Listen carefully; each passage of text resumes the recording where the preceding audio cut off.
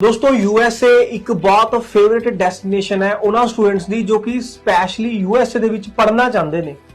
बहुत सारे इंडियंस इदां दे ने, बहुत सारे पंजाबी इदां दे ने, बहुत सारे हरियाणा तो इदां दे स्टूडेंट्स ने या गुजरात तो इदां दे स्टूडेंट्स ने जो कि स्पैशली सिर्फ और सिर्फ यूएसए दे विच पढ़ना चाहते हैं। यूएसए का जिहड़ा वीजा है वो बहुत सौखा है। यूएसए का वीजा प्रोसैस बहुत सौखा है। अज दी इस वीडियो दे विच आपां यही गल करांगे कि तुसीं यूएसए का वीजा किद्दां लै सकदे हो, कितना खर्चा आंदा है, की प्रोसैस है, की रिक्वायरमेंट्स ने, ते इस टाइम यूएसए का सिनेरियो की चलदा पिया, सक्सेस रेट है जिहड़ा वो की चलदा पिया।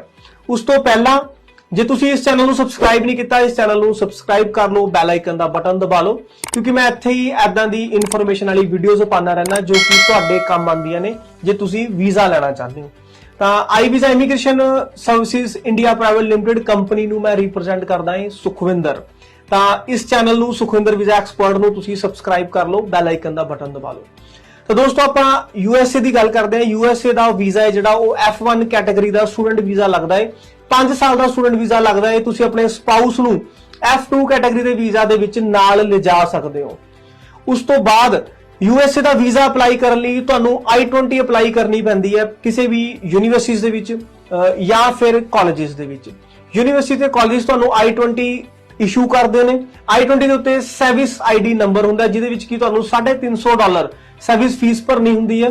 उस तो बाद तुसीं अपनी अपॉइंटमेंट बुक करनी हुंदी है अंबैसी फीस भरा के।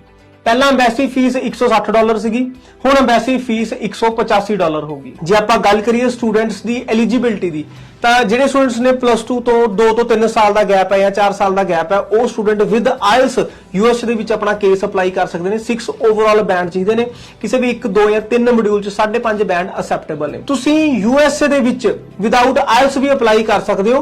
ਉਹਦੇ ਲਈ ਤੁਹਾਡਾ ਜਿਹੜੀ ਪ੍ਰੀਵੀਅਸ ਐਜੂਕੇਸ਼ਨ ਹੈ ਉਹਦਾ ਤੁਹਾਨੂੰ ਮੀਡੀਅਮ ਆਫ ਇੰਸਟਰਕਸ਼ਨ ਹੈ ਜਿਹੜਾ ਉਹ ਜਮ੍ਹਾਂ ਕਰਾਉਣਾ ਪੈਂਦਾ ਤੇ ਤੁਹਾਡਾ ਗੈਪ 1 ਜਾਂ 2 ਸਾਲ ਤੋਂ ਜ਼ਿਆਦਾ ਨਹੀਂ ਹੋਣਾ ਚਾਹੀਦਾ ਤੇ ਤੁਹਾਡੇ ਇੰਡੀਵਿਜੂਅਲ ਇੰਗਲਿਸ਼ ਦੇ ਵਿੱਚੋਂ ਜਿਹੜੇ ਨੰਬਰ ਨੇ ਉਹ 60 ਤੋਂ 70% ਹੋਣੇ ਚਾਹੀਦੇ ਨੇ ਤਾਂ ਤੁਸੀਂ ਵਿਦਆਊਟ ਆਇਲਸ ਅਪਲਾਈ ਕਰ ਸਕਦੇ ਹੋ। ਗ੍ਰੈਜੂਏਟ ਵਾਲੇ ਸਟੂਡੈਂਟਸ ਨੂੰ ਬਹੁਤ ਜ਼ਿਆਦਾ ਫਾਇਦਾ ਹੁੰਦਾ ਹੈ ਯੂਐਸਏ ਦਾ ਅਪਲਾਈ ਕਰਨ ਲਈ, ਕਿਉਂਕਿ ਉਹਨਾਂ ਦੀ ਜਿਹੜੀ ਮਾਸਟਰਸ ਹੈ ਉਹ 1.5 ਜਾਂ 2 ਸਾਲ ਦੀ ਮਾਸਟਰਸ ਰਹਿ ਜਾਂਦੀ ਹੈ ਤੇ ਉਹਨਾਂ ਦਾ 5 ਤੋਂ 10 ਸਾਲ ਤੱਕ ਦਾ ਜਿਹੜਾ ਗੈਪ ਹੈ ਉਹ ਯੂਐਸਏ 'ਚ ਅਸੈਪਟੇਬਲ ਹੈ।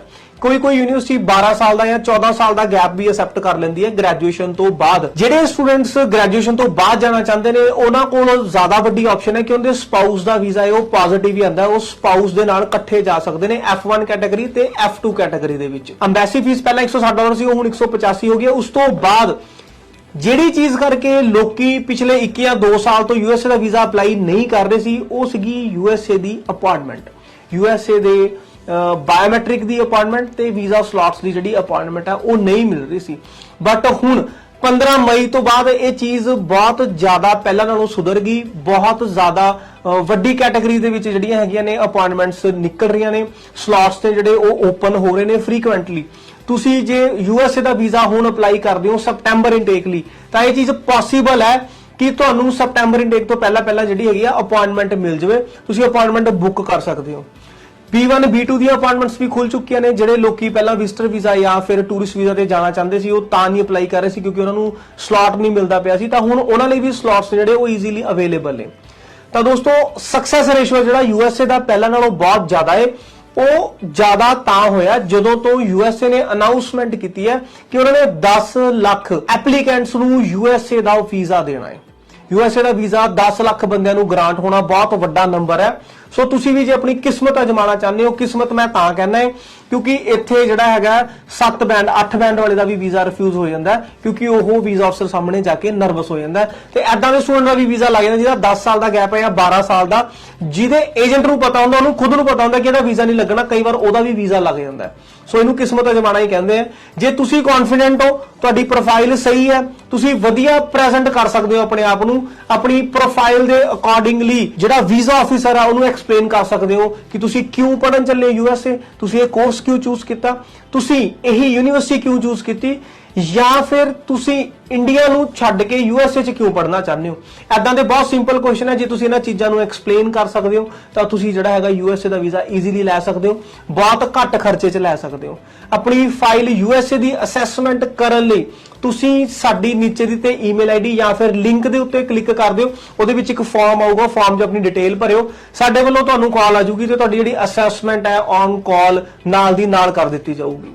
ਜਾਂ ਜੇ ਤੁਸੀਂ ਪੰਜਾਬ ਦੇ ਵਿੱਚ ਰਹਿੰਦੇ ਹੋ, ਸਾਡੇ ਮੋਹਾਲੀ ਤੇ ਖੰਨਾ ਦਫ਼ਤਰ ਦੇ ਵਿੱਚ ਵਿਜ਼ਿਟ ਕਰ ਸਕਦੇ ਹੋ ਆਪਣੇ ਡਾਕੂਮੈਂਟ ਲੈ ਕੇ। ਤੁਹਾਨੂੰ ਦੱਸ ਦਿੱਤਾ ਜਾਊਗਾ ਕਿ ਤੁਸੀਂ ਵਿਦ ਆਇਲਸ ਅਪਲਾਈ ਕਰ ਸਕਦੇ ਹੋ ਜਾਂ ਵਿਦਆਊਟ ਆਇਲਸ ਕਰ ਸਕਦੇ ਹੋ।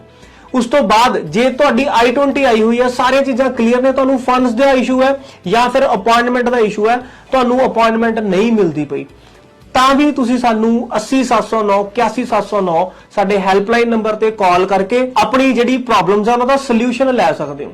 ਸੋ ਦੋਸਤੋ, ਅੱਜ ਦਾ ਵੀਡੀਓ ਸਿਰਫ ਇੰਨਾ ਹੀ। ਸਬਸਕ੍ਰਾਈਬ ਕਰਨਾ ਨਾ ਭੁੱਲਿਓ, ਬੈਲ ਆਈਕਨ ਦਾ ਬਟਨ ਦਬਾਉਣਾ ਨਾ ਭੁੱਲਿਓ ਜੇ ਵੀਡੀਓ ਚੰਗੀ ਲੱਗੀ। Thank you so much.